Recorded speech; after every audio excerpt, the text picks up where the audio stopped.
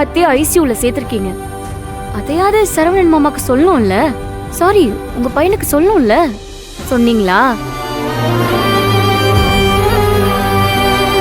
ஏதோ நாங்க இங்க வந்ததுனால அத்தைக்கு முடியலன்னு தெரிஞ்சது. இல்லனா நீங்க இதையும் என்கிட்ட சொல்லாமலே விட்டுருப்பீங்களே. தெய்வான, நீ பண்றது ரொம்ப தப்புமா.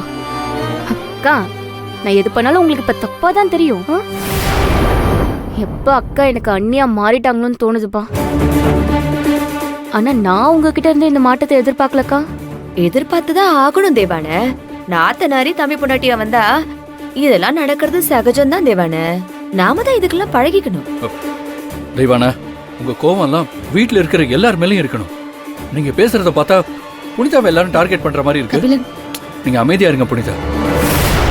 ஏன் தெய்வானா, புனிதா என்னைக்காவது உங்ககிட்ட அண்ணியா நடந்திருக்காங்களா?